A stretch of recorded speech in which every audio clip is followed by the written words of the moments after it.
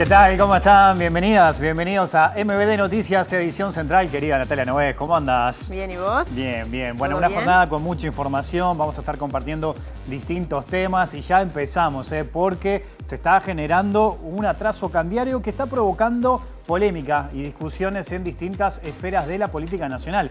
En las últimas horas, la Federación Rural emitió un comunicado en el que manifiesta su honda preocupación por la evolución del tipo de cambio y sus consecuencias sobre los sectores exportadores del país. Por su parte, el senador nacionalista Sebastián da Silva sostiene que Uruguay no puede ser el único país del mundo donde el dólar se debilita frente a la moneda local. El tipo de cambio cayó más de 10% en lo que va del año en el país, por lo que el peso uruguayo se fortaleció frente al dólar en 2022. Sin embargo, en la mayoría de los países sucedió lo contrario. En términos de competitividad, por el tipo de cambio real, Uruguay está un 30% más caro en dólares que el universo de países relevantes para el comercio uruguayo. Bueno, vamos a estar desarrollando y otros temas, no son los únicos de esta jornada, ¿no? No, hay más. Vemos los titulares.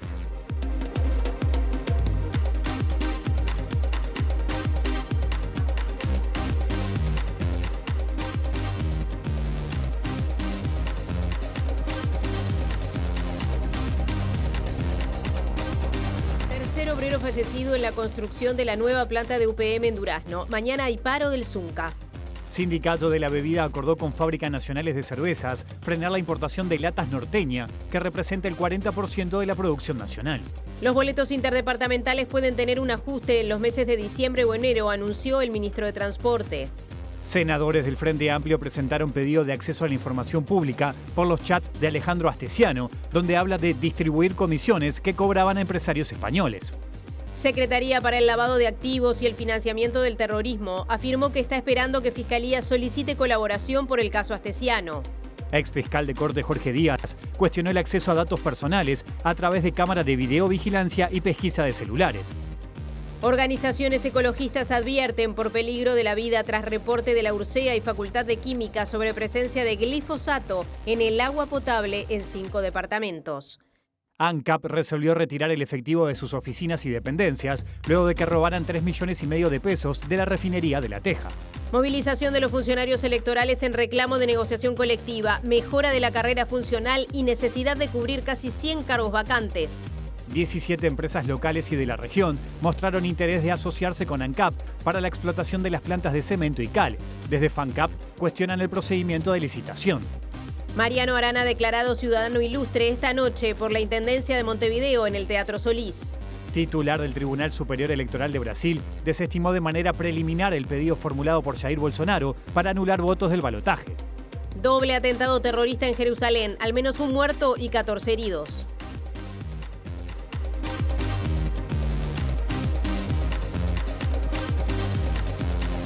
Saludamos a quienes nos están viendo a través de la pantalla de TV Ciudad y también a quienes nos están escuchando a través de Uniradio, la radio de la Universidad de la República, 107.7 FM o uniradio.edu.uy. Y comenzamos la recorrida por exteriores, Wilmar. Exactamente, Natalia. Vamos a empezar a recibir a nuestros compañeros. En primera instancia vamos a saludar a Diego Martini. Diego, ¿cómo andás? Bienvenido. Hola Wilmar, hola Natalia, buenas tardes para todos. Nos encontramos en la Plaza de las Pioneras, donde se hará el lanzamiento con una conferencia de prensa de lo que será el 25, en el próximo viernes, la marcha por el Día Internacional de la Eliminación de la Violencia contra la Mujer. Así que estaremos atentos a los detalles que se brinden de lo que será esa jornada entonces del viernes. Bien, gracias Diego. Ya la vemos también en la pantalla a nuestra compañera Mariana Abreu. ¿Cómo andás, Mariana? Bienvenida. ¿Cómo andás, Wilmar? El saludo para todos, para Natalia también. Estamos en las afueras del Teatro Solís, porque aquí en unos minutos nada más va a estar comenzando una ceremonia convocada por la Junta Departamental de Montevideo y también la Intendencia, en la que se va a estar declarando ciudadano ilustre al arquitecto y ex intendente Mariano Arana. Arana, de 89 años, con vasta trayectoria en diferentes roles de la administración pública, 2 veces intendente, legislador, ex ministro, ex edil, en fin, también con una visión de la arquitectura respetada, por parte de diferentes tiendas políticas, un apasionado del urbanismo, de la arquitectura, así que en un ratito vamos a estar compartiendo lo que va a estar siendo esta ceremonia en el Solís. Bueno, hay un adelanto más, pero desde estudios. Exactamente, ya está pronta nuestra compañera Julieta Núñez Tomás. ¿Cómo andas, Julieta? Bienvenida.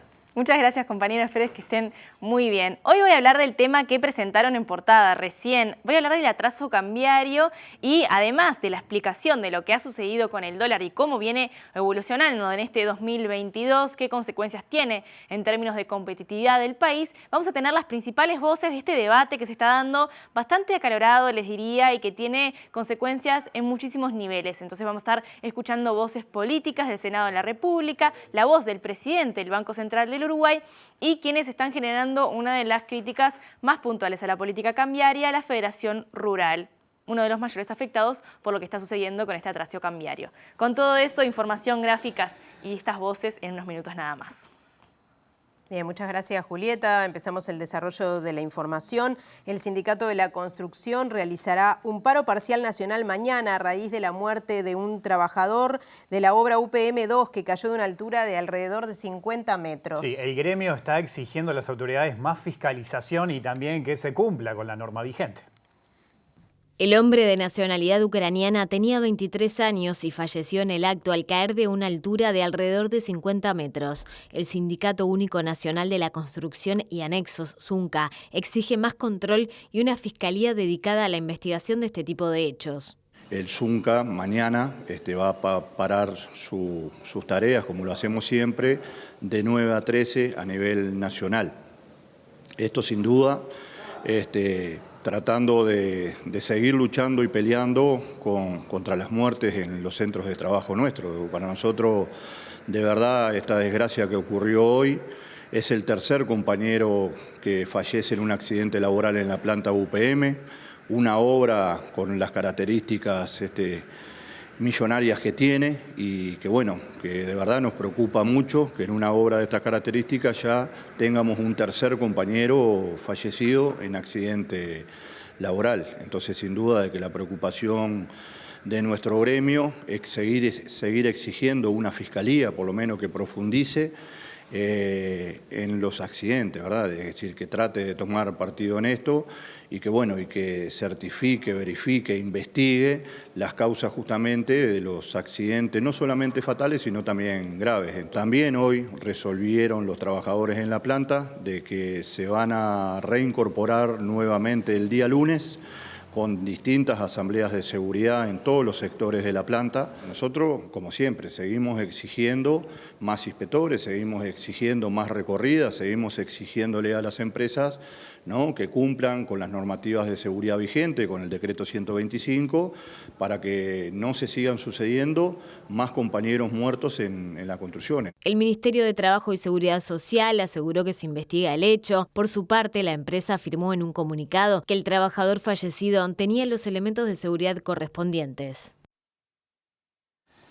Bueno, lamentablemente esta situación ya se ha dado en otras oportunidades, ¿no? Sí, esta es la tercera muerte en una planta de UPM por siniestro laboral ocurrida en el país.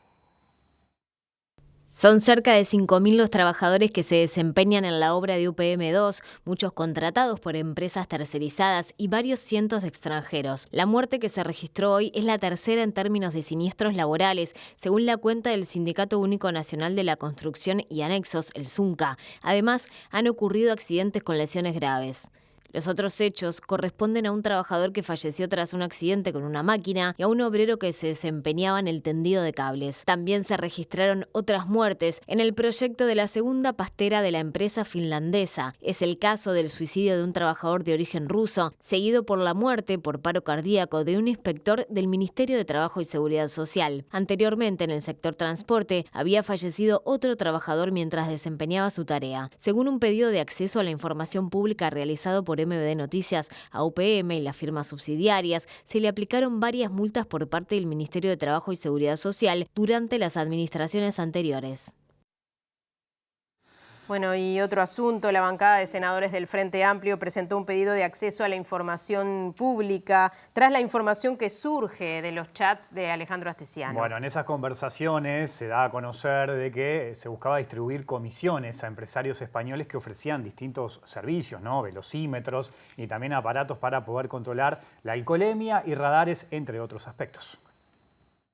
Uno de los pedidos es a la UNACEF solicitando información relativa a la compra de radares, velocímetros y sistemas de control de alcoholemia en sangre que se haya realizado a partir de mayo de 2022 a la fecha. Además, si existe alguna iniciativa privada de alguna empresa española que se haya presentado a partir de mayo de 2022 y en caso afirmativo se informe el nombre de la misma y el contenido de la propuesta. En uno de los chats que publicó la diaria, Astesiano publicó: decile a una persona no identificada que llegó gente de España con velocímetros, radares, control de alcohol y pistolas paralizantes y se pueda reunir con ellos, que le presenten todo a él para que él mueva, escribió Astesiano a otro integrante de la seguridad presidencial. Unos minutos más tarde agregó: y se lleva a comisión, que nadie sepa, solo él, yo no quiero nada. Otro es el Ministerio del Interior solicitando por adjudicación de radares o velocímetros y se piden detalles como fechas, tipo de procedimiento y número, empresas consultadas y que se presentaron, periodo de contrato, detalles del equipamiento adquirido y costo de la adquisición. Además, se consultan los mismos detalles de alcoholímetros desde marzo de 2020 a la fecha y también un pedido de informes al Ministerio de Transporte y Obras Públicas solicitando detalles de adjudicación de radares y alcoholímetros. Y seguimos con este tema porque el que habló también fue el secretario nacional para la lucha contra el lavado de activos y el financiamiento del terrorismo. Estamos hablando de Jorge Chediak. Dijo que está esperando que Fiscalía solicite su colaboración por el caso Astesianos para establecer si además de expedir pasaportes irregulares hubo blanqueo de capitales. Tenemos la misma opinión, el mismo diagnóstico que el señor fiscal de Corte. De hecho, entre el fiscal de Corte y la Senaclaf fue que acordamos la creación de la Fiscalía Especializada en Lavado de Activos y Financiamiento del Terrorismo a los efectos de especializar la persecución penal y mejorar los números. Mejorar los números no solo porque eso es importante a los efectos de la supervisión internacional que tenemos de parte de Gafilat y de Gafi, sino porque es importante que tengamos casos exitosos de persecución de lavado de activos que además en general y mayoritariamente están vinculados al narcotráfico, ¿no? Han recibido solicitudes de colaboración en el último tiempo en cuanto a investigaciones de lavado de activos. Pienso el caso, por ejemplo, Alejandro Astesiano, otros casos que han circulado en estos tiempos. ¿Han tenido pedidos de asistencia, de colaboración por parte de la Fiscalía de los diferentes? En este último caso concreto que usted me señala, aún no, pero bueno, básicamente prestaremos la asistencia siempre. De hecho, además, en esta rendición de cuentas se le dieron más facultades a la Senaclaf para participar activamente como organismo técnico asesor de la Fiscalía Especializada. Estamos preparándonos para hacerlo y, por supuesto, la apuesta no solo de la Fiscalía y de la Senaclaf, sino de todo el gobierno, es a que logremos efectivamente mecanismos de persecución más exitosos con esta Fiscalía Especializada y mejoremos los números que, lo hemos dicho todos, creo que no es ninguna novedad, son bajos. Y el ex fiscal de Corte, Jorge Díaz, cuestionó el acceso a datos personales a través de cámaras de videovigilancia y pesquisa de celulares. Sí, el doctor Díaz utilizó su cuenta de Twitter para plantear distintas interrogantes. Artículo 12. Nadie será objeto de injerencias arbitrarias en su vida privada, su familia, su domicilio o su correspondencia, ni de ataques a su honra y su reputación. Declaración Universal de los Derechos Humanos. ¿Quién y con qué motivo tiene acceso a nuestros datos personales? Así comienza el hilo de un tuit que publicó en las últimas horas el ex fiscal de Corte, Jorge Díaz. Y siguió preguntando: ¿quién y con qué motivo nos vigila a través de cámaras públicas y privadas? ¿Tiene acceso a nuestros números de teléfono, a nuestros registros de comunicaciones entrantes y salientes y al contenido de las mismas? Y agregó: ¿quién vigila al vigilante? ¿Quién controla al investigador? Para el ex fiscal de Corte, estas son preguntas elementales en un Estado de Derecho que todos debemos hacer y exigirle al Estado las respuestas. Estos cuestionamientos son publicados por Díaz tras conocerse el contenido de los chats de Astesiano, donde dice que ofrecía interceptar y revisar comunicaciones. En uno de los chats con un empresario argentino ofrecía contactos de inteligencia, drones, intervención de celulares con el Guardián y vehículos oficiales. Tras conocerse esta información, el Frente Amplio solicitó al Ministerio del Interior una investigación de urgencia y no descarta una interpelación al ministro del Interior, Luis Alberto Heber. Otro asunto ahora, un monitoreo de la Unidad Reguladora de Servicios de Energía y Agua de la Facultad de Química de la UDELAR halló glifosato en muestras de agua potable en 5 departamentos de nuestro país. Y otros componentes tóxicos cuyas dosis contravienen la regulación vigente. Los resultados del monitoreo a partir de muestras extraídas en 2021 y 2022 fueron dados a conocer por La Diaria a raíz de un pedido de acceso a la información pública que realizó el medio. Indican la presencia de glifosato en muestras de agua potable en los departamentos de Colonia, Maldonado, La Valleja, Canelones y Florida, un herbicida calificado por la Organización Mundial de la Salud como probablemente cancerígeno. También se halló 2,4-D, otro herbicida, en muestras de agua de Artigas, Durazno y La Valleja, y coliformes por encima de los valores permitidos en la regulación vigente. El relevamiento implica aproximadamente 200 localidades y 500 muestras anuales. En 79 casos se detectaron incumplimientos. En varios departamentos se detectó la presencia de distintas bacterias que pueden ocasionar perjuicios a la salud. Hace algunos meses, además, OCE había informado que el agua con arsénico en dosis que sobrepasan la regulación vigente alcanza a 136.000 personas en 163 localidades del país. Es un componente cuyo consumo a largo plazo y en ciertas cantidades también puede ocasionar daños a la salud humana.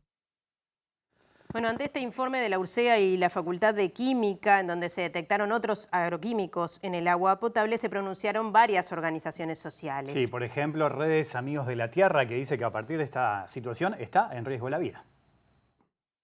Lo que venimos denunciando y diciendo hace mucho tiempo, la presión que está haciendo el agronegocio en los ecosistemas, el aumento de importación de agrotóxicos, porque son elementos tóxicos que pueden dañar, pueden dañar la salud humana y la salud de los ecosistemas. Por lo tanto, la aparición de glifosato, 2,4-D y otra cantidad de tóxicos nos alarma y entendemos que hay que tomar medidas drásticas ya. Están las comisiones de Cuenca, no estamos tomando las medidas y estamos haciendo ese giro de mirar al Río de la Plata como fuente de agua, pero hay lugares del país y territorios del país que no van a poder abastecerse del Río de la Plata, que también tiene sus problemas de calidad. Redes advierte que en la rendición de cuentas a través de un pedido de ANCAP se redujeron las multas por mal uso de recursos acuáticos de $100 a 10 y se quitó la gravedad de la reincidencia. Que además ya no es, la reincidencia ya no es grave según lo que se aprobó en la rendición de cuentas. Entonces tenemos este doble discurso en donde se flexibilizan para las empresas el mal uso de los recursos acuáticos y tenemos agua con glifosato y 2,4-D, el agua que sacamos de la canilla en nuestras casas. Vamos a cambiar de tema ahora. El ministro de Transporte y Obras Públicas, José Luis Falero, dijo que podemos llegar a tener un ajuste en el precio del boleto en los meses de diciembre o enero. Y que los peajes aumentarán a mediados de 2023. Estaba previsto aumentar en diciembre y lo hemos postergado hasta mitad del año próximo, así que no va a haber aumento de peajes en esta ocasión, que se hace habitualmente cada 6 meses. Lo vamos a estar revisando en la paramétrica para el próximo año. Mañana tenemos una reunión con el Ministerio de Economía y con la Corporación, pero ya este aumento se definió que se va a postergar. Bueno, los boletos, tengo entendido que la paramétrica, no sé si es en diciembre o enero, va a ajustar como está previsto siempre, no tomando en cuenta el combustible, que como ustedes saben tiene un comportamiento, un tratamiento diferencial porque está subsidiado por un fideicomiso que el Estado uruguayo sigue sosteniendo, a pesar de que hemos tenido que en este caso aportar desde el Gobierno Nacional, en especial del Ministerio de Economía, partidas extraordinarias para que eso no afecte en la paramétrica el costo del combustible. Van a ser simplemente actualizaciones de costo de mano de obra, de mantenimiento, lo tradicional. Bueno, y ahora volvemos al Teatro Solís, donde será declarado ciudadano ilustre Mariano Arana. Allí está nuestra compañera Mariana Abreu. Mariana, te vemos y te escuchamos. Adelante. Así es, compañeros. Mariano Arana acaba de ingresar al Teatro Solís, luego de saludar un montón de gente, autoridades, representantes de la cultura que lo vinieron a saludar por este homenaje que se va a estar materializando en minutitos nada más, en donde Mariano Arana va a ser declarado ciudadano ilustre de Montevideo. Estamos junto a la intendenta Carolina Cose y con el propio homenajeado Mariano Arana. ¿Qué se siente este reconocimiento que se le va a otorgar en un ratito nada más? Bueno, yo no soy muy afecto a este tipo de cosas, vamos a decir la verdad. Hice muchas para otros, pero cuando me dijeron esta, tragué saliva, la verdad. Porque nunca nos enseñaron a ser muy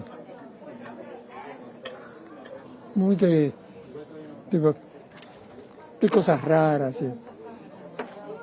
Pero de todas maneras esto no va a ser cosa rara, porque felizmente se están dando reconocimientos a mucha gente muy bien elegidos a mi modo de ver. Así que te felicito. Yo no merezco ninguna felicitación. Por supuesto, este es un homenaje conjunto con la Junta Departamental. Está la presidenta, la edila Sofía Espillar, con nosotros. Y esto no es otra cosa que el justo reconocimiento del amor de Montevideo hacia Mariano en respuesta a un largo amor de Mariano hacia Montevideo. ¿Verdad que sí? Sí, la verdad. Eso sí. Mirá que hemos sufrido defendiendo la ciudad. Pero hicimos bien, me parece. Muchas cosas ya no están, pero otras quedaron.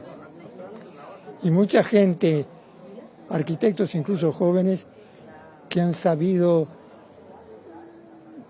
comprender que la ciudad es de todos y no solamente de algunos, de los propietarios exclusivamente. Y mucho menos de hacer islas donde se les canta. Bueno, ¿para qué te voy a hablar ahora de esto? Bueno, le agradecemos mucho, también lo felicitamos y lo dejamos llegar y bueno, participar de esta ceremonia que va a ser protagonista. Hoy le toca a usted, ya ha hecho diferentes distinciones, hoy es su turno de ser reconocido. ¿Cómo? Que hoy es su turno de ser reconocido luego de haber hecho varios reconocimientos usted mismo. Sí. No sé si es mi turno. De todas maneras, agradezco mucho una forma de reconocimiento. Nunca está mal cuando está hecha, como bien sé yo, con toda la convicción de la intendenta, ¿no? Y de la Junta Departamental también. Muchas gracias. Por favor, con mucho gusto. Nos despedimos, compañeros, y volvemos en un ratito con los detalles de esta ceremonia. Bien, gracias Mariana. Vamos a cambiar de tema porque desde hoy ANCAP definió retirar el efectivo de sus oficinas y dependencias luego de que el lunes por la madrugada sufriera un robo en la refinería de La Teja cuando dos delincuentes se llevaron 3,5 millones de pesos. Desde FANCAP señalaron a MBD Noticias que la falta de personal en algunas áreas como la de vigilancia afecta directamente la seguridad de la planta. Realmente lo importante es que nuestros trabajadores estén bien, a salvo. La compañera está bien. Tenemos una gran preocupación por lo que tiene que ver con el ingreso de personal. Entendemos de que estas cuestiones también tienen un vínculo con la carencia de personal que tenemos a lo largo y ancho de todo ANCAP. Hemos perdido más de 400 puestos de trabajo y es en ese sentido también que la Asamblea de la Refinería ha evaluado las respuestas que hemos tenido en cuanto a ingreso de vacantes, que han sido muy pobres, realmente muy pobres para la carencia de personal que tenemos, que realmente hace realmente preocupar el funcionamiento general del ente, porque realmente no se puede funcionar de manera correcta con tan poco personal. Es un hecho lamentable que cualquier trabajador de cualquier ámbito se vea expuesto a una situación de este calibre, con violencia. Es algo muy preocupante realmente la situación, una inseguridad tremenda, porque aparte de lo que tiene que ver con la seguridad de la planta, ¿no?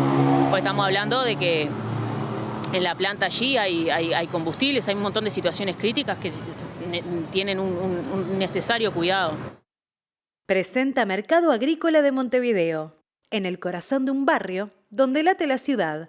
Mercado de Historia, Mercado de Historias. Lo decíamos en la portada, el atraso cambiario, la política cambiaria que se está llevando adelante recibe algunas críticas o por lo menos se genera una polémica. Exactamente, y ese será el tema de nuestra compañera Julieta Núñez Tomás. Te vemos, Julieta, te escuchamos. Muchísimas gracias. Vamos a tratar de explicar un tema que es súper complejo, pero que está sonando cada vez más. Y si bien ya había varios actores del mundo empresarial y del mundo de la economía que han estado hablando sobre el tipo de cambio en el último tiempo, el debate ya pasó a esferas políticas, por ejemplo, a la Cámara de Senadores, donde el nacionalista Sebastián da Silva hizo un comentario en la última sesión vinculado a este tipo de cambio. Antes de meternos en cómo ha evolucionado el dólar y cuáles son las cuestiones que se pueden hacer, cuáles son los reclamos, vamos a escuchar la opinión de da Silva vinculado a la política cambiaria del Banco Central del Uruguay y cómo eso impacta a nuestro país. En el gobierno, señora presidenta, nosotros estamos promoviendo el inicio de una debacle, una desgracia, que es volver a tener el dólar por debajo de los 40 pesos. ¿Por qué digo esto, señora presidenta? Porque hemos tomado medidas del Banco Central que llevan a el inicio de un atraso cambiario, que es la génesis de todos estos problemas. Nadie piensa, señora presidenta, que tenemos que estar en el tipo de cambio como la Argentina, pero hay que tener algo de conocimiento de la realidad para saber que un país exportador no puede ser el único país en el planeta Tierra que en estas circunstancias internacionales sea el único país en el mundo donde se fortalece la moneda local y se debilita el dólar. En el resto del mundo pasan otras cosas. Y eso nosotros desde el Senado tenemos el deber de alertar. Bueno, y ahora sí, Julieta, podemos contar cómo ha ido evolucionando el dólar. Bueno, estábamos viendo lo que decía recién da Silva vinculado a Uruguay yendo a contrapelo del mundo. Para comenzar a explicar qué es lo que ha sucedido, vamos a ver en pantalla una gráfica que muestra la evolución del dólar en el último tiempo. Aquí pueden ver, estamos empezando a verlo desde comienzos de 2020 y vamos hacia 2022. Y lo que podemos observar, si nos enfocamos aquí en el último tiempo, es este último tramo, es que ha habido una caída del entorno del 10% en lo que va del año, y esto lo que significa, o sea, lo que estamos viendo aquí es cuántos pesos sale comprar un dólar, y eso es lo que se ha ido modificando, y en el último tiempo ha habido una caída bastante importante. Si vemos la imagen anual, es lo que significa lo que decíamos, cerca de un 10%, es decir, a comienzos de años un dólar salía en 44 pesos, ahora sale 40 pesos. Esto muestra una caída, como decíamos, del 10%, y en realidad esto que podemos ver en Uruguay no es lo que ha sucedido en otros países. De hecho, es lo contrario a lo que ha sucedido en otros países, y es por esto que se expresa que se está yendo a contrapelo, justamente porque el peso uruguayo se fortaleció frente al dólar, mientras otras monedas, no solamente de la región, sino de muchos países del mundo, se debilitaron frente al dólar. Ahora, Julieta, ¿y esto qué significa en términos de competitividad, por ejemplo? Bueno, significa que nuestros problemas de competitividad se están agudizando, se están profundizando. ¿Por qué? Bueno, porque si observamos el tipo de cambio real, que es lo que compara nuestro tipo de cambio con los de otros países, y mezcla variables como, por ejemplo, la inflación de cada país, lo que estamos viendo es que estamos realmente despegados, estamos realmente teniendo un comportamiento a contrapelo. Por ejemplo, si miramos el promedio histórico, estamos 30% más caros que nuestros socios comerciales con este tipo de cambio actual, y si miramos a la región puntualmente estamos 48% más caro en dólares que Argentina y 36% más caro en dólares que Brasil. Y eso obviamente complica la situación, no solamente por la competitividad en términos externos, que es salir a competir justamente en la región y con otros países también en nuestros precios, sino también por la sostenibilidad de las empresas agroexportadoras en Uruguay que tienen costos fijos en nuestro país en pesos. Bien, ¿y qué es lo que podría hacer el Banco Central? Bueno, esos son algunos reclamos que se le están haciendo al Banco Central. Estábamos recién escuchando el reclamo puntual de da Silva vinculado a la política cambiaria, y hoy se le hicieron algunos reclamos más a el presidente del Banco Central del Uruguay, Diego Labat, explicando cuál es pidiendo cambios o diciendo que hay reclamos de determinados sectores que piden cambios, y él explicó cuál es la política cambiaria de Uruguay y dijo que seguramente no va a tener modificaciones. ¿Cómo se va a comportar el dólar de acá a fin de año? ¿Cuáles son las proyecciones del Banco Central? No tenemos proyecciones del dólar. Algunos empresarios manifestaban preocupación por un atraso cambiario y lo que eso puede llegar a perjudicar, por ejemplo, aquellos que exportan para luego la conversión. Uruguay tiene un sistema de libre flotación y hoy el tipo de cambio responde a la oferta y demanda del mercado. ¿No planifica hacer alguna intervención? El sistema cambiario en Uruguay es un sistema de libre flotación donde nosotros la intervención es una posibilidad, pero por supuesto nunca la vamos ni a anunciar ni a decir. Estamos escuchando ahí las palabras de Diego Labat explicando el sistema uruguayo. Se le hicieron reclamos vinculados a las cotizaciones y otro de los reclamos que se tiene que ver con las tasas de interés, que es una de las perillas en este lenguaje político moderno para regular el precio justamente del dinero. Lo que se le reclama es que dejen de aumentar las tasas de interés. Lo que dijeron desde el BCU es que seguramente haya un aumento más y luego no haya más aumentos, pero en realidad no tenemos certeza de lo que va a suceder ni tampoco de lo que podría haber sucedido si no se hubieran hecho estos incrementos en las tasas de interés. ¿Por qué el Banco Central de Uruguay sigue elevando las tasas de interés? Bueno, por un lado, para desacelerar la inflación e intentar acercarse a las metas oficiales que se fijaron y que ya sabemos, y lo sabemos por las columnas de Germán de Agosto, que han dado bastante de qué hablar y que se encuentra Uruguay en una situación compleja en ese sentido, y además porque la tasa de interés es la única herramienta actual que tiene el BCU para regular este tipo de cuestiones. Y ahora y en concreto, ¿no, Julieta? ¿Qué es lo que reclama la Federación Rural?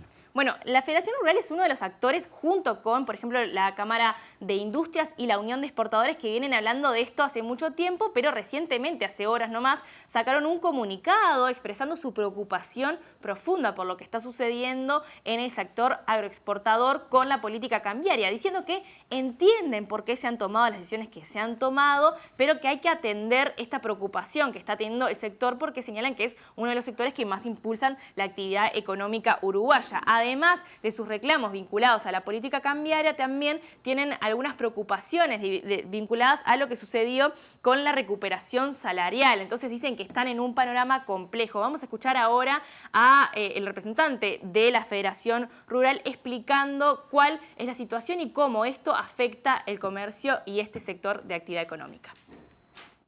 Los productores nos venían planteando constantemente esa disminución de la tasa de cambio, que bueno, que se asocia a la disminución pronunciada en el valor de la hacienda. Entonces hubieron dos componentes que lo que han hecho es afectar el ingreso del productor. Y nos preocupa que se entienda que la herramienta como para sostener la inflación o manejar la inflación es una tasa de cambio baja, que bueno, que la verdad que nos deja complicado no solo a quienes de alguna manera estamos relacionados con el sector exportador, sino que involucra a mucha más gente, ¿no? Hay muchas industrias o pequeñas empresas que también se ven afectadas por esto. En el Uruguay cuesta 2 veces más que en Argentina y una vez y media más que en Brasil o Paraguay la faena de un animal.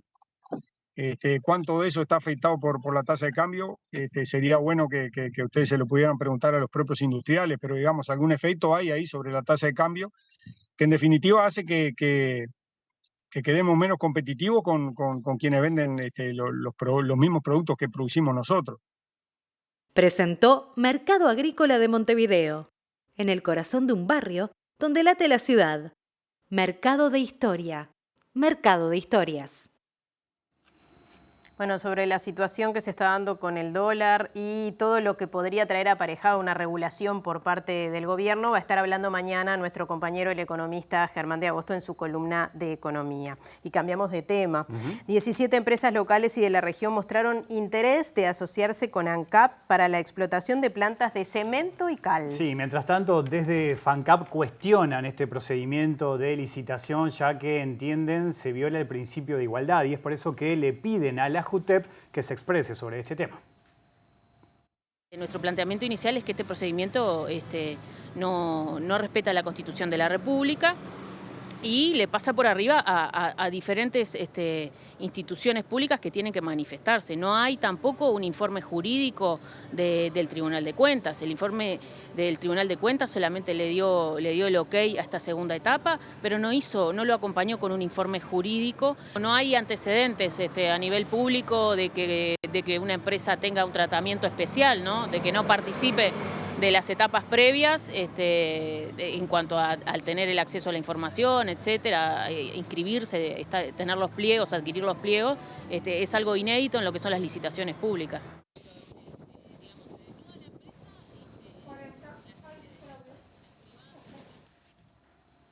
Bueno, ahora volvemos a la Plaza Las Pioneras con nuestro compañero Diego Martini, allí con esta convocatoria para el 25N. Diego, te vemos, te escuchamos. Adelante. Juntas y diversas contra todas las violencias, esa es parte de la proclama que tendrá este próximo 25N. Estamos con Tamara García, que es parte de esta proclama y de esta plataforma que se va a llevar adelante el 25N, Día de la Eliminación de la Violencia contra la Mujer. Bueno, ¿cuál es la importancia de este día y qué buscan subrayar en la proclama de este año? Bueno, es una reivindicación que venimos trabajando hace tantos años que a veces hasta es como medio angustiante seguir repitiendo lo mismo. Nuestras proclamas, si se fijan en el correr de los años, no ha cambiado tanto. Estamos utilizando el 25 de noviembre con esta reivindicación histórica en contra de la violencia basada en género, contra la violencia hacia las mujeres, y tratamos de llevarlo desde una perspectiva interseccional, porque entendemos que no puede haber transformación social justa sin que estemos todas y todes. Entonces, en ese sentido es que venimos a plantear una plataforma que sabemos que es bien amplia, pero que denuncia todos los tipos de violencia institucionales, políticas, en las organizaciones, en todos los espacios, en la calle, en nuestros propios hogares, por supuesto. Denunciamos que la ley de violencia basada en género no tiene un presupuesto todavía. Denunciamos lo que tiene que ver con la violencia obstétrica y la violencia muchas veces en el sistema de salud, que no es contra los compañeros y compañeras de la salud, tiene que ver en realidad con un sistema que sigue violentando a las mujeres. Entonces, mientras no reconozcamos que hay una violencia que es estructural, que es sistemática, y va a ser muy difícil transformar la sociedad. Nosotras consideramos que el Estado tiene una responsabilidad que es contundente, que es por luchar para garantizar que todas las personas tengamos vidas que sean dignas, libres de toda forma de violencia, y en esta es la consigna que tenemos, juntas y diversas contra todas las formas de violencia. Esto que planteas ahora, esto que leías ahora, que leían en la plataforma que va a ser parte del viernes, ¿por qué todos los años se repite? ¿Por qué, recuerdo hace unos años cuando le fueron a entregar al presidente Tabaré Vázquez en ese entonces una carta para que se declarara la violencia hacia las mujeres, los femicidios como una emergencia nacional? Ahora sigue, ¿por qué no se puede dar en la tecla? Bueno, primero porque fue una emergencia nacional que no tuvo medidas específicas en su momento. Cuando nosotros fuimos a entregar esa carta a presidencia, no fuimos recibidas por el presidente, fuimos recibidas por un equipo que estaba trabajando en la temática. En un principio no se quiso declarar la emergencia nacional, luego se declara sin recursos específicos, sin una medida puntual. Pero no podemos hablar solo de ese gobierno. Este gobierno, que también se comprometió a poner medidas específicas y recursos, tampoco lo cumplió.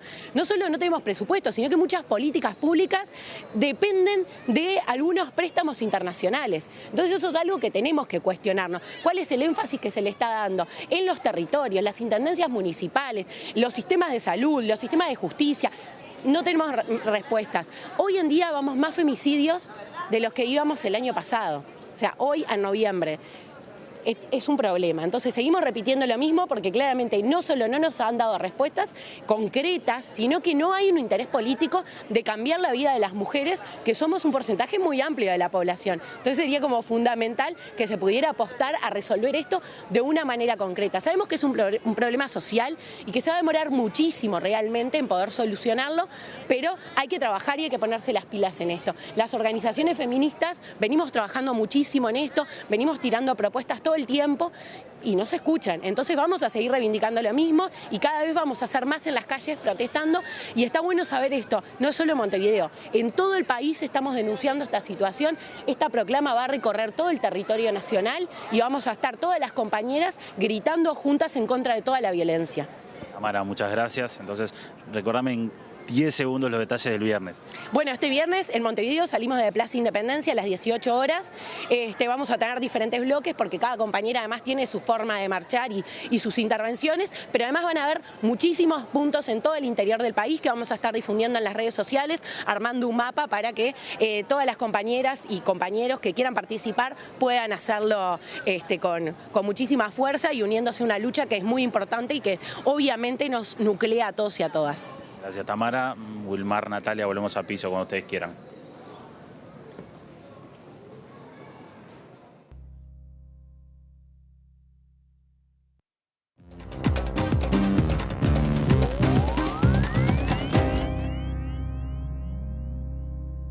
Bueno, columna política en MD Noticias. Exactamente. ¿Qué significa adherir al Acuerdo Transpacífico? Ese es el tema de Eduardo Botinelli. ¿Cómo andas, Eduardo? Bienvenido. ¿Qué tal? Buenas tardes, ¿cómo están? Bien, muy bien.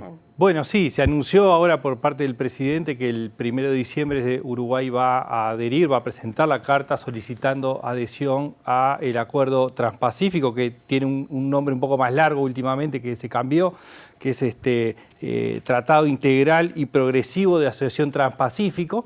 Es un bloque que se formó en 2016, que tiene países de Oceanía, Asia y de América están Canadá, México, Perú y Chile. Estaba Estados Unidos, que se retiró en la administración Trump. Esto supone, primero, ¿cuál es el mecanismo, digamos, que se va a accionar a partir de ahora? Bueno, que se va a solicitar ese acuerdo, esa participación en el acuerdo, pero lo que hay que entender es que el funcionamiento que tiene este acuerdo es que se va a empezar a tratar y que tiene que ser tratado por el conjunto de los países. La diferencia, por ejemplo, con un TLC es que no es con un país, sino que es con un conjunto de países. En este caso son 11 países en la actualidad. Entonces, es un proceso que es más largo y que además tiene una lista de espera, porque las formas de funcionamiento es que se van presentando y se van tratando individualmente cada una de las solicitudes. Uruguay tiene cerca de 10 países por delante. Entonces, el primer punto es que esto que se presenta ahora no es algo que va a ser rápido, o por lo menos con la forma de funcionamiento actual, no es rápido. Lo segundo es que implica una serie de negociaciones importantes, que tiene que ver con cómo afecta al país y cómo se acuerda internamente, que en todo caso lo tocamos un poquito adelante, pero que tiene que ver con, bueno, por ejemplo, cuál es el rol del Estado en materia de telecomunicaciones, en materia de combustibles o de electricidad. Y también tiene que ver con las negociaciones que se producen sobre propiedad intelectual. Estos temas todavía no empezaron a plantearse y a negociarse, es decir, es parte de todo el proceso que viene por delante, que es habitual cada vez que se negocia un TLC o un acuerdo con bloques, más dificultoso aún, pero teniendo en cuenta este factor inicial, lo que se está es comenzando un proceso que se espera que sea largo, es decir, no es un cierre que se vaya a dar en este gobierno. Bien, ¿y qué se puede esperar de la negociación interna y de la negociación con los países del bloque Mercosur? Bueno, ahí aparece algo importante que lo hemos hablado en varias columnas, que es la forma en que se va actuando desde la presidencia. Es claro que, y fue remarcado por el Frente Amplio y también por los socios de la coalición, que es buena cosa que antes de iniciar el proceso el presidente haya convocado a todos los partidos. La diferencia importante de lo que ha sucedido es que lo que hizo el presidente fue una reunión para informar y en todo caso intercambiar sobre algo que tenía decidido. No es un proceso donde se conversó, negoció o se llegó a algún acuerdo. Todavía no hay ningún acuerdo firme, ni en el sistema político, que no es lo que se buscó, y tampoco es claro que esté en la coalición multicolor. Para que el acuerdo se ratifique, para que Uruguay adhiera a ese acuerdo, necesita una mayoría parlamentaria. La primera pregunta que surge un poco en función de esto es si efectivamente existe la mayoría parlamentaria para llevar adelante ese proceso de adhesión.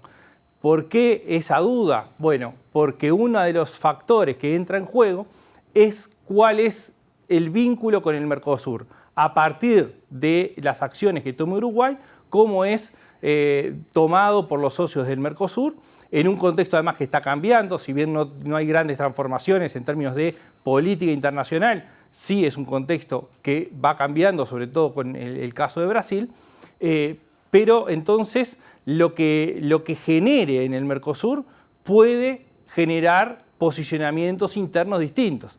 Ya el Frente Amplio ha tenido una política de priorizar el Mercosur sobre las otras cosas y también Cabildo Abierto, hablando de estos temas en general o en el TLC con China, ha marcado la necesidad de priorizar el Mercosur sobre otras cosas. Ahora, Eduardo, teniendo en cuenta los factores externos e internos, ¿no? ¿Cómo se tiene que leer esta medida adoptada por el gobierno y por el presidente? Bueno, podemos identificar elementos ideológicos y de posicionamiento, es decir, claramente el gobierno, el presidente de la República tienen un posicionamiento de buscar la mayor cantidad de acuerdos comerciales y la mayor libertad de comercio. Por otro lado, responde a una promesa de campaña electoral, ¿no? Es decir, se posiciona cumpliendo una promesa y se posiciona ideológicamente. El gran tema es que por los tiempos que tienen, tanto lo que se ha avanzado con el TLC con China, como otro tipo de acuerdos que se puedan llevar a impulsar, o del Acuerdo Transpacífico, son instancias que llevan mucho tiempo y que necesitan respaldos parlamentarios importantes. Entonces, acá sí, lo que queda, más allá de ese posicionamiento ideológico y del posicionamiento del gobierno, es cuánto queda para adelante. Es decir, bueno, qué cosas se negocian como políticas de Estado y cuáles no. Y en este caso no aparece como una política de Estado ni con un amplio respaldo de todo el sistema político, ¿no? Entonces lo que queda para adelante es algo que no va a ser probablemente en este gobierno el cierre y sí es un posicionamiento de intenciones de avanzar hacia ese tipo de acuerdos. Bien, muchas gracias, Eduardo. Nos reencontramos la semana que viene. Muchas gracias a ustedes.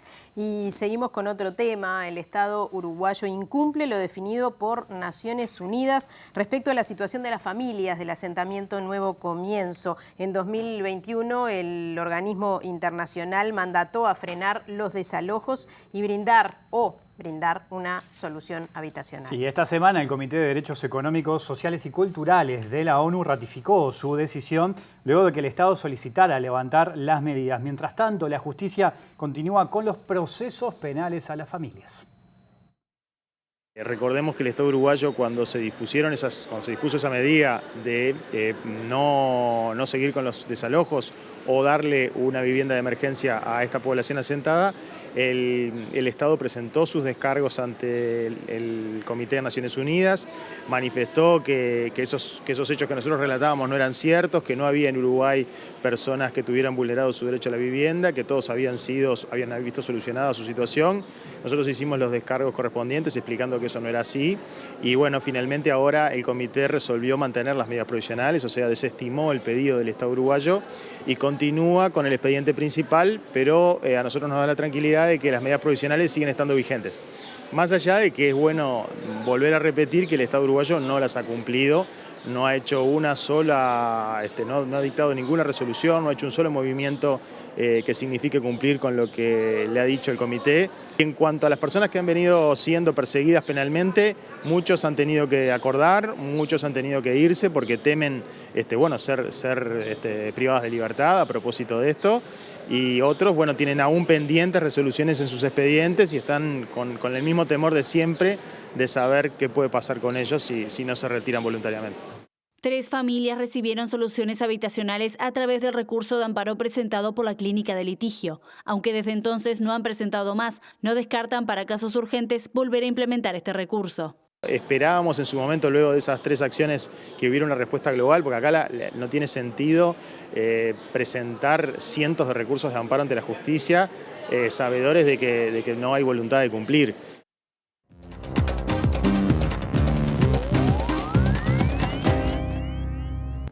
¿Qué tal? Buenas noches. Hablemos de Brasil. El presidente Jair Bolsonaro volvió al Palacio de Planalto después de 20 días y de muchísimas especulaciones que se realizaron precisamente una vez concluido el proceso electoral. Hablando de esto, ayer el Partido Liberal interpuso un recurso ante el Tribunal Supremo Electoral para que se revisen las elecciones a partir de una denuncia de que muchas de las urnas podrían estar antiguas y que no habían cumplido con los estándares. Sin embargo, Alexandre de Moraes, el presidente del Supremo Tribunal, Tribunal Electoral le exigió al Partido Liberal que también se revise entonces la primera vuelta donde Bolsonaro tuvo una muy buena votación, seguramente en esas urnas que también hoy están cuestionando desde el Partido Liberal. Sin embargo, no ha existido respuesta por parte de la formación que apoyó al presidente Jair Bolsonaro. El presidente brasileño Jair Bolsonaro y su partido interpusieron quejas por supuestos problemas en casi 280.000 máquinas de votación durante la segunda vuelta electoral, en la que Lula da Silva se impuso por un escaso margen y según la documentación aportada el mandatario habría cosechado el 51,05% de los votos, por lo que supuestamente superó al candidato del Partido de los Trabajadores. Una auditoría independiente conformada por especialistas en informática habría encontrado que las urnas de modelos antiguos no tenían un código de identificación individual, lo que sería un indicio de mal funcionamiento, según el reclamo que hizo el Partido Liberal. El magistrado rechazó la solicitud porque solo cuestiona el funcionamiento del sistema durante el balotaje, pero no pone en entredicho el escrutinio de la primera vuelta, cuando Bolsonaro sacó más votos de lo esperado según las encuestas, por lo que bajo pena de desestimación de la demanda, el querellante deberá modificarla dentro de las 24 horas para que abarque ambas instancias. La presidenta del PT, Gleisi Hoffmann, afirmó que la maniobra del Partido Liberal debería ser investigada como un intento de litigar de mala fe y pidió a los adversarios que acepten la victoria de Lula en las presidenciales de octubre y permitan el regreso de la paz a Brasil. La espiral de violencia entre palestinos e israelíes no se detiene. Hoy explotaron 2 bombas en terminales de ómnibus en Jerusalén. Hay un joven de 16 años muerto, varios heridos, y esto hace temer que se produzca un episodio como el de la segunda intifada, donde eran muy comunes este tipo de atentados. Esto ocurrió en Jerusalén y en Jerusalén Este, ocupada por los israelíes. Además, los enfrentamientos volvieron a repetirse en Nablus, donde hay 2 jóvenes palestinos muertos, uno de ellos hace un poco rato nada más, en enfrentamientos que tuvieron que ver con las fuerzas de seguridad y con fieles judíos que iban a rezar a la tumba de José, un lugar sagrado para varias religiones. Las detonaciones tuvieron lugar en la entrada de acceso a la ciudad santa y otra en Ramot, en la zona este ocupada por Israel, y las fuerzas de seguridad resaltaron que no se presenciaba un ataque coordinado de este tipo en Jerusalén en muchos años, por lo que se cree que una pequeña célula terrorista estaría detrás de los dispositivos. La primera explosión ocurrió en una de las paradas de autobús de Givat Shaul, próxima a las estaciones centrales de buses y trenes, además de ser el principal paso occidental a la ciudad, lo que causó heridas al menos a 18 personas y mató a un adolescente de 16 años, mientras que la segunda detonación, que fue de menor impacto, ocurrió de forma seguida y tuvo lugar en otra parada del cruce de la colonia de Ramot en Jerusalén Este, dejando 5 heridos. Los grupos radicales Hamas y Yihad Islámica aplaudieron los ataques y los atribuyeron a una respuesta natural por los crímenes de la ocupación israelí y los colonos, en un año que está concluyendo como uno de los más violentos, con más represión y más de 200 palestinos muertos en Cisjordania ocupada desde el año 2015.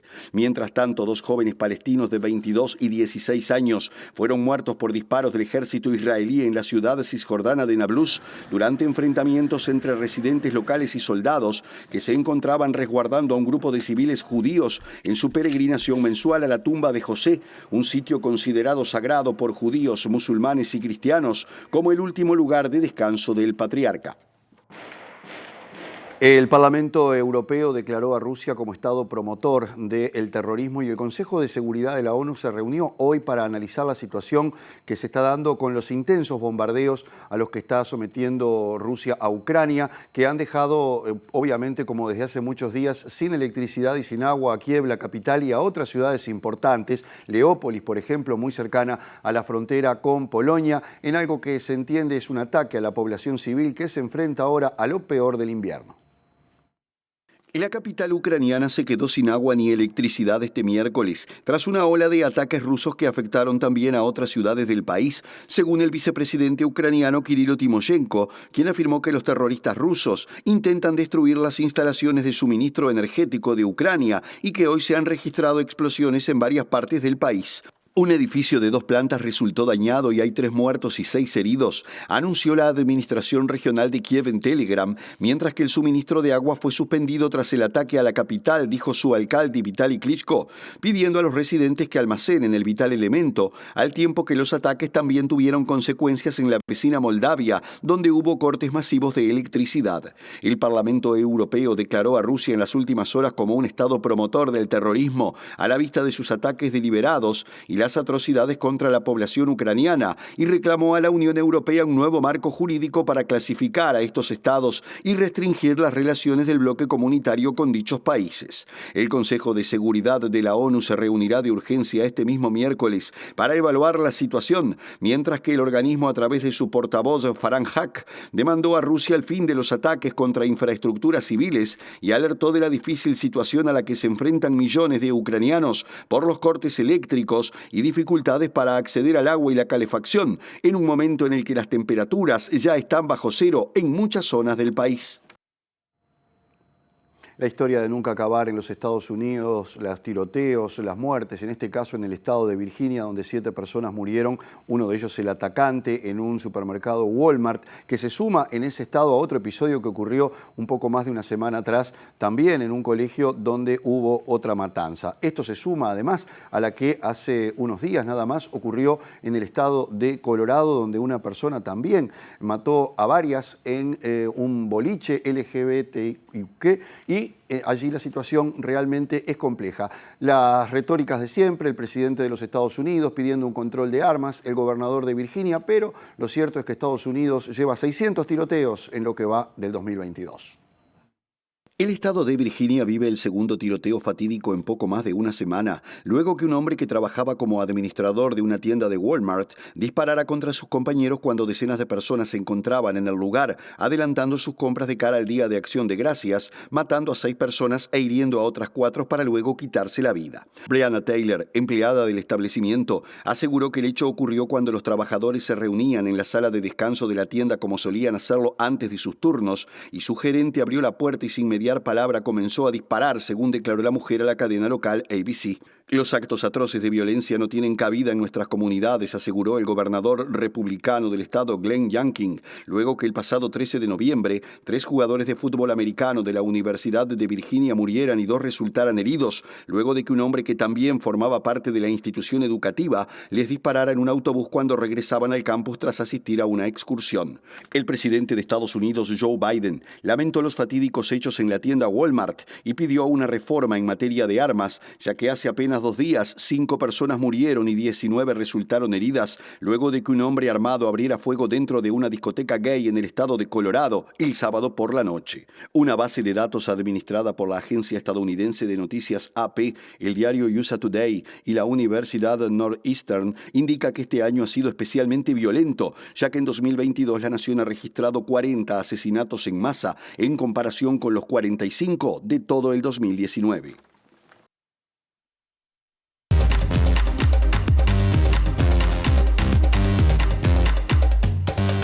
Seguimos con más noticias y les contamos que el senador y líder de Cabildo Abierto, Guido Manini Ríos, se expresó en sus redes sociales sobre la decisión de 2 magistradas del departamento de Canelones que hicieron lugar a una demanda de los canales privados de Montevideo 4, 10 y 12 para impedir que empresas de televisión por cable del área metropolitana retransmitan sus señales como lo hacen actualmente para que no puedan emitir los partidos del Mundial de Qatar. Sí, precisamente en su cuenta de Twitter, ahí lo estamos viendo, publicó lo siguiente: hay cables de localidades de Canelones a los que los canales 4, 10 y 12 les bajaron la señal si no pagan una suma exorbitante. Son uruguayos que se quedan sin ver el Mundial por el abuso de poder de los medios hegemónicos. Sí, habrá que analizar con cuidado la nueva ley de medios, fue lo que publicó entonces el líder de Cabildo Abierto en sus redes sociales, más precisamente en la cuenta de Twitter. Vamos a cambiar de tema ahora, porque ya estamos ahí, palpitando. Estamos ahí. El debut de Uruguay en el Mundial de Qatar será mañana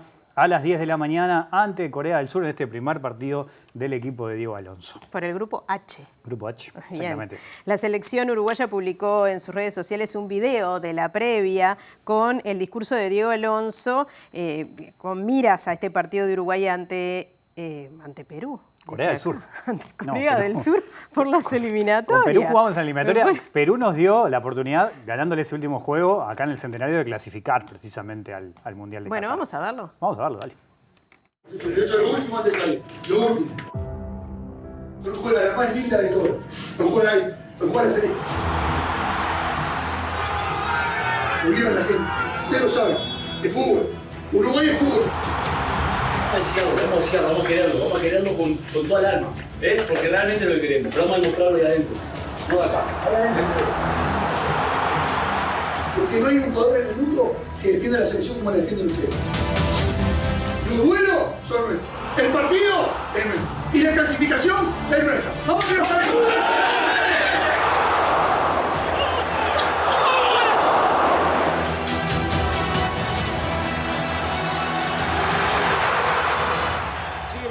Le marca el pase Darwin, el centro.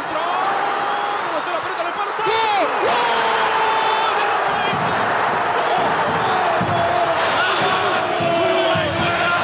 ¡Uruguay, carajo! ¡Ha ganado Uruguay, señores! ¡No puedo más! ¡Uruguay para todo el mundo, no va! Uruguay enfrentará este jueves a Corea del Sur en el Estadio Ciudad de la Educación por el Grupo H de la Copa del Mundo de Qatar 2022, en lo que será el debut de la Celeste. Diego Alonso ha sido muy hermético en cuanto al once inicial, con entrenamientos que han sido a puertas cerradas. Se estima que el mismo puede ser con Sergio Rochet en el arco, Martín Cáceres, Sebastián Coates o Diego Godín, José María Jiménez y Matías Olivera, Rodrigo Bentancur, Matías Vecino, Federico Valverde, Nicolás de la Cruz o Georgian de Arrascaeta y Darwin Núñez o Facundo Pelistri y Luis Suárez en el ataque. Bueno, precisamente veíamos esa charla, esa arenga de Diego Alonso en el vestuario con los jugadores. Fue previo al partido de Perú, partido que nos dio la clasificación y que nos va a permitir mañana jugar desde las 10 ante Corea del Sur en este Mundial de Qatar. Era en las eliminatorias. Claro, el último y partido Perú en el quedó centenario. afuera. Perú quedó afuera en el repechaje, exactamente, no pudo clasificar. Bueno, ojalá entonces que tenga la misma suerte. Bueno, ojalá que podamos debutar con triunfo, exacto. No la de Perú, la de Uruguay. No, bueno, sí, esperemos que sí. Bueno, vamos a repasar los datos del tiempo. Bueno, a ver qué tendremos para los próximos días. Mañana jueves 24 de noviembre, 16 la mínima y 29 la máxima. Y el viernes 25 de noviembre sube o baja un poquitito la máxima a 27, la mínima se mantiene igual y el sol está allí, aunque hay alguna nube, hay sol. Bueno, el sábado sí tendremos aumento de temperatura, 17 la mínima y 30 la máxima. Bueno, ya nos vamos, pero viene el lado B, ¿qué tenemos? Exactamente, viene el lado B, hablaremos de turismo con el ex subsecretario de esa cartera, Benjamín Liberov, a partir de algunas novedades que anunció el gobierno y algunas críticas que nacen desde la oposición. Bueno, bien, y luego la letra chica, así que los invitamos a quedarse en la pantalla de TV Ciudad y nosotros nos reencontramos mañana a las 19 horas. Que pasen bien, chau.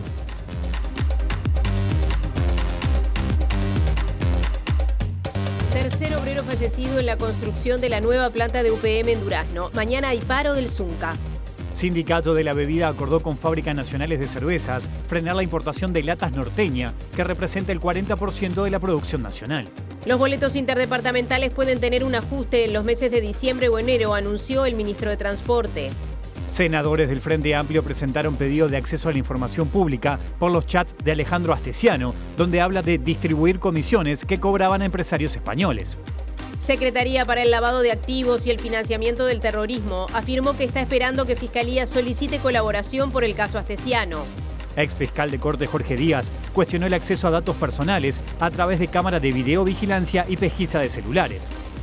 Organizaciones ecologistas advierten por peligro de la vida tras reporte de la URSEA y Facultad de Química sobre presencia de glifosato en el agua potable en 5 departamentos. ANCAP resolvió retirar el efectivo de sus oficinas y dependencias luego de que robaran 3,5 millones de pesos de la refinería de La Teja. Movilización de los funcionarios electorales en reclamo de negociación colectiva, mejora de la carrera funcional y necesidad de cubrir casi 100 cargos vacantes. 17 empresas locales y de la región mostraron interés de asociarse con ANCAP para la explotación de las plantas de cemento y cal. Desde FANCAP cuestionan el procedimiento de licitación. Mariano Arana declarado ciudadano ilustre esta noche por la Intendencia de Montevideo en el Teatro Solís. Titular del Tribunal Superior Electoral de Brasil desestimó de manera preliminar el pedido formulado por Jair Bolsonaro para anular votos del balotaje. Doble atentado terrorista en Jerusalén, al menos un muerto y 14 heridos.